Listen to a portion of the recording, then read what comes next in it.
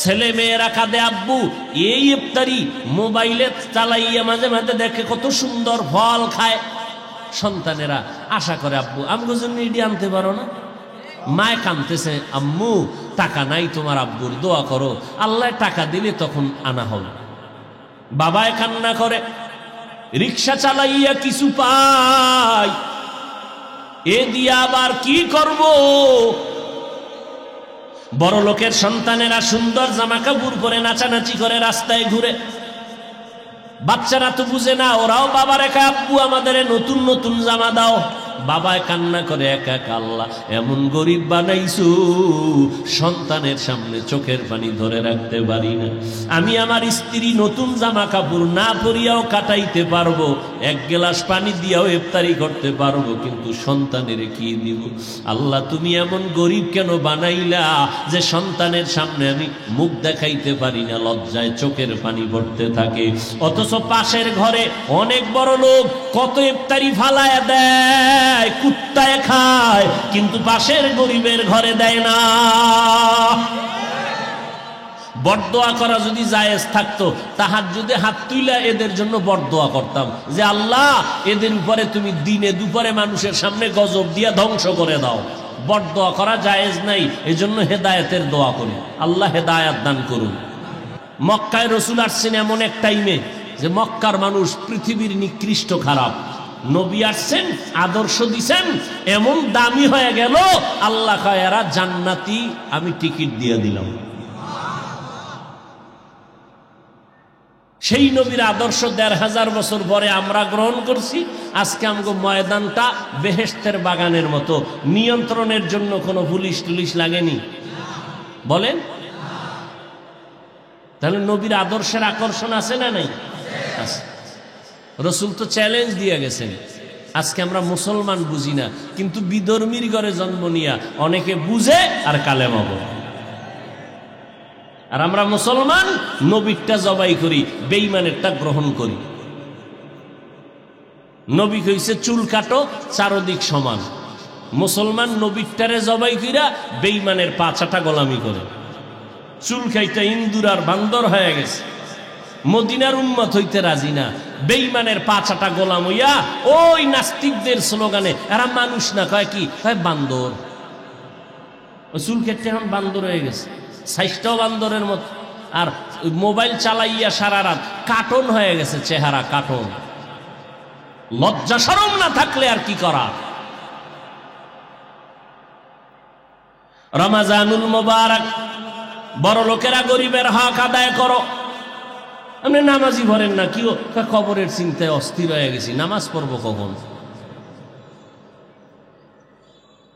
আমি পেরেশান হয়ে গেছি, কবরে একা কেমনে থাকবো? আমার এই চিন্তায় নামাজ পড়তেই মনে চায়, নহলে যাই কখন। আমি টেনশনে ব্যস্ত হয়ে গেছি যে একা কবরে কিভাবে থাকবো।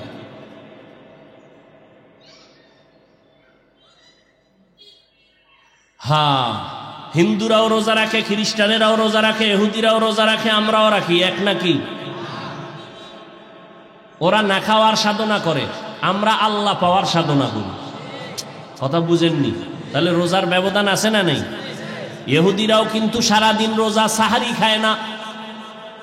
আমরা তো সাহারি খাই, নবী বলে সাহারি অল্প হলো খাও বরকত। কিছু মানুষ আছে না সাহারি না, ওই এসার তারাবি করে টেরা আদা ফ্যাট খাইয়া ঘুমায়, হুদা ওই সময় ঘুম নষ্ট করে ওঠার দরকার আছে। অথচ রসুল বলেছেন অল্প হলেও খাও, সাহারির মধ্যে অনেক বরকত। এবার একদল এই সুন্নত পালন করতে যাইয়ে এত খাওয়া খায় যে 2 রাকাত তাহাজ্জুদ পড়ার টাইম নেই, আজান দেওয়ার পরও কয় যে ফান্ডা দে ফান পান। কয় যে আজান দিছে, কয় মনে হয় আহলে হাদিস, ও আজান আমগুনা আছে না নাই? বাঙালি না জাতে বাঙালি। সেদিন একজনে টেলিফোন করলো, কয় আরে ভাই হজে আইছে, হ্যাঁ 60 জনে কিলাকিলি বাঙালি শুরু করছে আসরের পর ইফতারির আগে, এক কিলাকিলিতে একটার মাথা ফাটাই রয়েছে। কি পরিমাণ ওমরা হেন হইতেছে মাথা ফাটাইয়া, মানে একজনারে মাথা ফাটাইতে হলে এক ওমরা। কি হায় হায়, আল্লাহ হেদায়েত দান করুন। আফসুস। আর ছবি তো আছেই, আমার জানা নাই বাঙালির মতো ছবির মধ্যে স্পাট আর আছে কিনা দুনিয়া। যে হেন যাইবে হেন ছবি। আল্লাহ আমাদেরকে এই রোজার মাসে হেদায়াতের দৌলত দান করে। যারা রোজা রাখছেন এই আব্বা আম্মারা, অনেকের কিন্তু বাবায় রোজা রাখে, মা রোজা রাখে, উপযুক্ত ছেলে মেয়েরা রাখে না। আপনি রোজা রাখিয়াও ভিডার আসামির কাঠগড়ায় দাঁড়াবেন আল্লাহর আদালতে ছেলে মেয়ের অপরাধের কারণ। উপযুক্ত ছেলে মেয়েরা যদি রোজা না রাখে গুনাহগার হবে, ছেলে মেয়ে তো হবেই মা বাবারও ভিডা। উপায় নাই, এই রোজার দ্বারা আপনার তাকওয়া হবে না। রোজার হক আদায় করবেন দ্বিতীয় তারাবির নামাজ, তারাবিহের নামাজ 20 রাকাত কমপক্ষে পড়বেন। 20 রাকাত, 20 রাকাত তারাবিহের নামাজ আমার নবী পড়েছেন। সারা দুনিয়ার আহলে সুন্নাত ওয়াল জামাতের ইমামগণ, ইমাম আবু হানিফা, ইমাম মালিক, ইমাম শাফি, ইমাম আহমদ বিন হাম্বল, ইমাম বুখারী, ইমাম তিরমিজি, ইমাম মুসলিম, এরপরে 4 খলিফা আবু বকর, ওমর, ওসমান, আলী, সবাই পরবর্তী যারা আছেন সব সাহাবায়ে কেরাম 20 রাকাত তারাবির কায়েল, কেউ বিরোধিতা করেন নাই। আর রমাজানে আমি আমল কম কেন করব, যত পারি বেশি করব, কারণ 1 নফলে 1 ফরজের দাম। 8 রাকাত পড়েন কেন? আপনার যদি জরুরত থাকে 6 রাকাত পড়ে ডাক দিছে কেউ চলে গেছেন, জরুরত সেটা ভিন্ন। 12 রাকাত পড়ে চলে গেছেন ভিন্ন। না 8ই পড়বেন মরলেও বাঁচলেও। এই তেরামি কেন? আল্লাহর সাথে একটু মোহাব্বতের ঘাটতি আছে। রাগ করছেন কার সাথে? ওমরের সাথে। তো ওমরের সাথে রাগ কইরা আল্লাহর ইবাদত কমায় দিবেন, এটা কোন আকল? কেউ যদি আপনাকে পেছে ফালাইয়া কয় আমার মাথা গরম, আপনি ঠান্ডা করার জন্য বলবেন ঠিক আছে তোর মাথা ঠান্ডার জন্য ঝগড়ায় রাজি না। ঝগড়া না করে তোরে বললাম ঠিক আছে তোর 8 আমি তারাবি হিসাবে পড়লাম, বাকি 12 রাকাত নফল হিসাবে পড়ে নিলাম, তো তোর মাথাটা ঠান্ডা কর। কারণ কিলাকিলির তোর দরকার নাই। ও যখন 13 হইছে মাথা গরমই গরম, 8-এর উপরে তারাবি পড়বে না। ঠিক আছে তো 8ই পড়লাম তোর মাথা ঠান্ডা করার জন্য, বাকি 12 নফল। 1 নফলের দাম একটা ফরজের সমান। তারপরও 20 রাকাত ছাড়বো না। কেন? একা একা কোরআন শরীফ পড়ে একটা খতম দিতে পারি না, অন্তত তারাবির দ্বারা তো একটা খতম পাবো। কি বলেন? এই সুযোগটা যারা এতদিন ছাড়ছেন আজকেই ইফতারির আগে তওবা করবেন। আল্লাহ হয়তো বুঝি নাই, আজকে থেকে আর 1 তারাবিও ছাড়বো না, পুরা 20 রাকাত পড়বো। কারণ নফল হিসাবে পড়লেও ফরজের সমান দাম। আমি 8 রাকাত কেন পড়বো?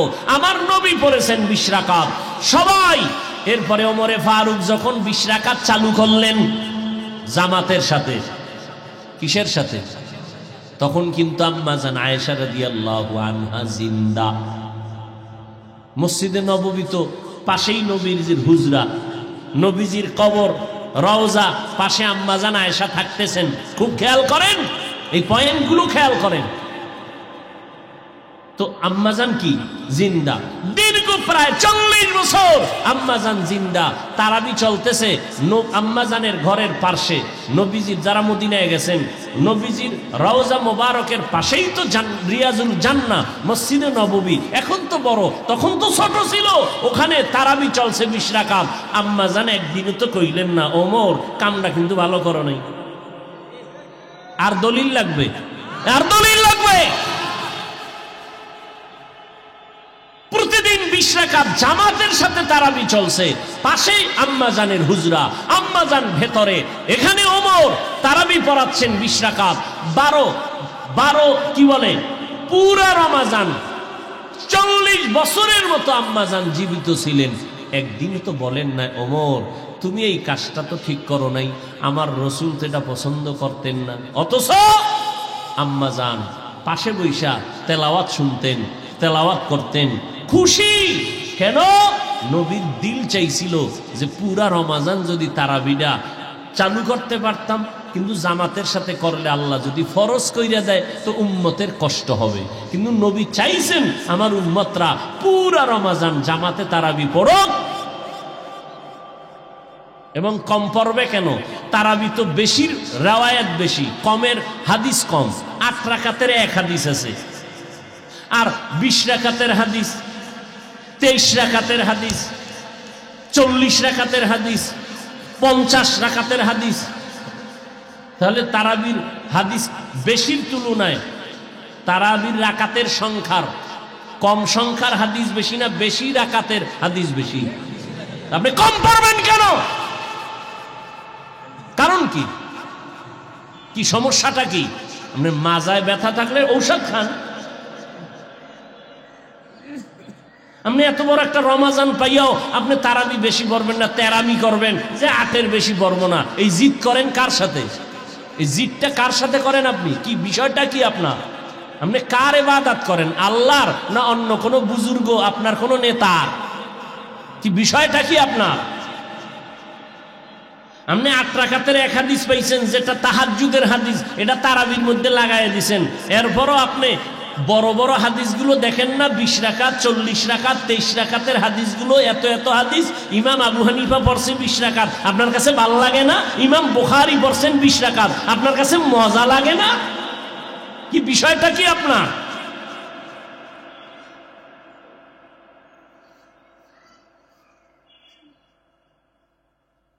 8 রাকাত 8 রাকাত, এটা কি ক্লিয়ার হিংসা? সালাম দেও না, দিলেও নেয় না। বিষয় কি? আমরা 20 পড়ি, এই জন্য ওরে 20-এ ধরছে। 20 রাকাত পড়ি আমরা, আর ও 20-এ জ্বলতেছে ওই ব্যক্তি। আফসুস। বলেন আজকে থেকে তারাবি পড়বেন? বলল গে জিগাই লইতে হইব নাকি? না আপনার এই নেতারে টেলিফোন করা লাগবে? হ্যাঁ, কয় রাকাত পড়বেন? কার জন্য? মদিনার তরিকায়, ঠিক আছে, ইনশাআল্লাহ। কানা নবী সাল্লাল্লাহু আলাইহি ওয়াসাল্লাম কানা ইউসাল্লি ফি রমাজানা 20 রাকাতান সাওয়াল বিতির। নবী রমাজানে নামাজ পড়েছেন 20 রাকাত বিতির সারা। আব্বাস রাদিয়াল্লাহু তাআলা আনহু থেকে হাদিস বর্ণিত, নবীজি তারাবির নামাজ 20 রাকাত করেছেন বিতির সারা, বিতির সহ 23 রাকাত। অতএব তারাবির নামাজ ইনশাআল্লাহ ছাড়ব, অন্তত একটা খতম তো আমরা পাবো তারাবির দ্বারা। আর আলাদাভাবে 1 খতম দিবেন। হ্যাঁ, 1 খতম মানি 27শে কদর যেদিন হবে ওই দিন তো দেখা যায় আরে ইমাম সাহেব, খতিব সাহেব মোনাজাতের আগে কাগজ আর কাগজ। আমার আম্মাজান খতম দিছে 13, আমার বোন দিছে 26, আমার শালি দিছে, এইভাবে স্লিপ আর স্লিপ। আরে আমরা আলেম হাফেজরাও বাথরুম খাওন সারা যদি শুধু কোরআনই ভরে তাও 5-10 খতম দিতে ঘাম ছুটে যাইব। আর এইরকম হাফেজ সাহেব জীবনেও পারবে না, কারণ ব্যস্ততা আছে। তাহলে 5 খতম দিতে আমাকে খবর হয়ে যায়। আম্মা জানে না কোন কোয়ালিটিতে যে কোরআন ভরে, তো আমরা ভালো জানি। এরা 26 খতম কেমনে দেয় এক রোজায়? কয় কুল হু আল্লাহ একবার, আলহামদু, ব্যাস খতম হয়ে গেছে। কি যে ভরে আল্লাহ। এই জন্য আল্লাহর শুকর মহিলা মাদ্রাসা আছে। আপনারা অন্তত মহিলা মাদ্রাসায় এই রোজায় 1 ঘন্টা টাইম দিয়া মহিলাকে পাঠাইয়া কোরআনটা শিখান, আর কিছু দরকার নেই, শুধু কোরআনটা শিখাইয়া দেন। কোরআন শিখতে লাগে 20 দিন। বলেন কোরআন শিখতে কয় দিন? যারা শিখেন নাই ভর্তি হন আজকে থেকে। ইমাম সাহেবকে বলেন, ইমাম সাহেব যারা আছেন ব্যবস্থা নেন, এলান করেন তারাবির পরে 1 ঘন্টা, না পারলে ফজরের পরে 1 ঘন্টা, না পারলে জহুর পড়িয়া 1 ঘন্টা। 20 দিনে কোরআন শিখে ফেলবেন ইনশাআল্লাহ। নিয়ত আছে তো? ইনশাআল্লাহ শিখে ফেলেন। 20 দিন লাগবে, বেশি লাগবে না, মাত্র 20 দিন। আপনি অবশ্যই কোরআন শিখেন। যেদিন শিখবেন না সেদিন মজা পাইবেন, পড়তে কত মজা। এরপরে যেদিন আবার একটু অর্থ শিখা শুরু করবেন পড়ার পর, তখন নামাজে মজা আরো বেশি পাইবেন। কারণ পৃথিবীতে কোরআনের ভাষার মতো সহজ ভাষার একটাও নেই। তাহলে তারাবির নামাজ, কোরআন তেলাওয়াত ইনশাআল্লাহ আল্লাহ। কমপক্ষে এক খতম, রাজি আছি না? আর কদরের রাতের ইবাদত, শেষ 10 দিনের এতেকাফ। কি এতেকাফে লোক পাওয়া যায় না, সব ব্যস্ত ব্যবসা বাণিজ্য নিয়ে। দুনিয়ার ভাগলেরা দুনিয়ার তালাশ করে ভাগল, আল্লাহর ভাগল নেই। এতেকাফে বসবে, এখন কি করা যায়? এলাকাতে বসানো লাগবে। খুঁজে খুঁজে দেখে যে কোন বুড়ার কোনো কাম নাই, এ হুদা ঘুরে কয়টারে মসজিদে নিয়ে আটকে, তো বাসায় বই ইফতারি টেমে একটা কাপ জাবজে শুরু করে, দরকার নেই। এরে দইরা এরপরে নিয়ে গেছে মসজিদে, তুমি এহিনি হইয়া থাও। আছে না নাই? দূর মেয়া, আমি বাইরে থাকলে একটু চা খাইতে পারি, চানাচুর খাইতে পারি, ঘুরতে পারি, আমার পকেট খরচ হয়। কায় খরচটা আমি দিব কত? 2000 দিলে হইব নি? পাহা দিলে হইব। এখন হে তো জীবনে কোরআন শরীফও পড়তে পারে না, আলহামদুলিল্লাহ পারে না, হে হারারেত বইবে, মোবাইল চালায় আর ঘুমায়।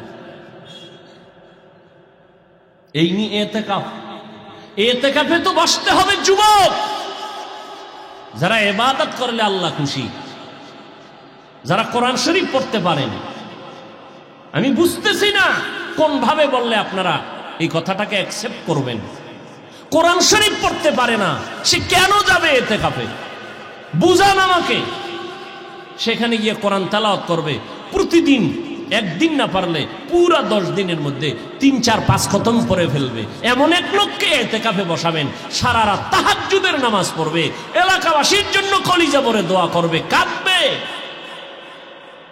কয়টা মসজিদে পাবেন ভালো কোরআন পড়নেওয়ালা, আমলওয়ালা, জানে শুনে এরকম তাজা ব্যক্তি ইতিকাফে বসে? সব জায়গায় ডেট ফেল মানুষগুলো একবার স্টক করছে আর একবার করবে, এরে নিয়ে ঢুকেছে ইতিকাফে। মরণ্য মানুষটারে মরাডারে মারো কাকা লড়েকা। আপনি চিন্তা করতে পারেন ইতিকাফের কি হালাত। এখানে কদর বাইর করবো ভাই, খুঁজে খুঁজে মোবাইল চালাইবে আর খুঁজবে মোবাইলের ভিতরে কোথায় কদর আছে। কদর আফসুস। অথচ এক কদরের দাম কত? এক রাতের ইবাদত 1000 মাস লাগাতার ইবাদত করলে যা পাবে, কদরের এক রাতে ওই পরিমাণ না, তার থেকে বেশি পাবে। খায়রুম মিন আলফি শাহর, খায়র 1000 মাসের থেকেও বেশি। আফসুস। যুবকেরা ইবাদত করো, কদরের রাত আসতেছে, রাস্তায় আড্ডা দিও না, ডেকসেট চালাইয়া অন্য মানুষের ইবাদতের ক্ষতি করিও না। ওই যে কি বাজি মাজি ফুটাইয়া ঘরের বাচ্চা ঘুমান্ত লাভ দিয়ে উঠে, মা তোমারে বরদোয়া করে, আল্লাহ কার মায়ের ভোলাই বাজি ফুটাইয়া আমার বাচ্চাটাকে চিৎকার দিয়ে ভয়ে উঠছে, আল্লাহ এই সন্তানগুলোকে তুমি ধ্বংস করো। মা বরদোয়া করে কদরের রাত্রে কষ্ট পাইয়া। এমন কষ্টের বরদোয়া নিও না।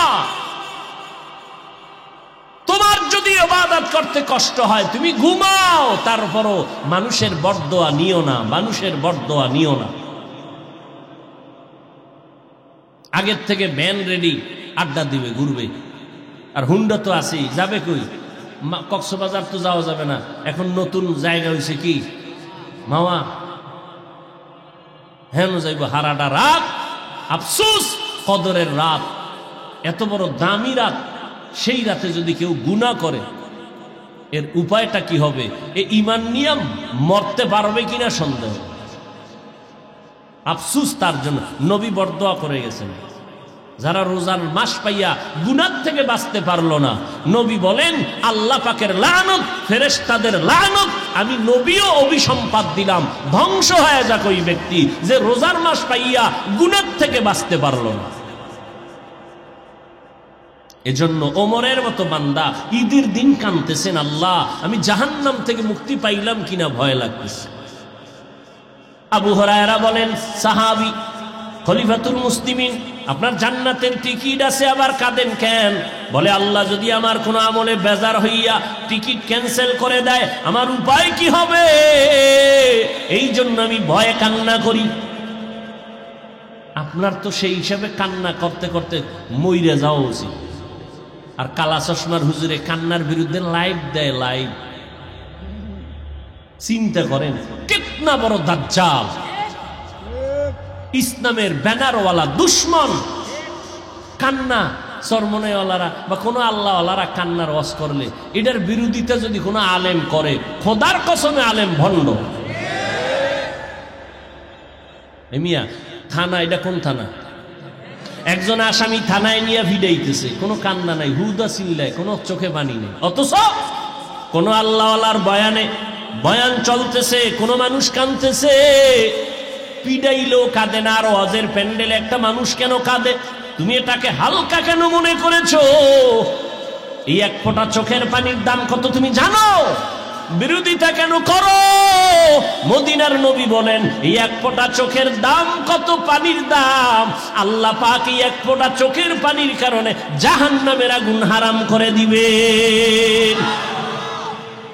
অতএব আল্লাহর কাছে চোখের পানি নিয়ে কাঁদো, তাহাজ্জুদ পড়ো।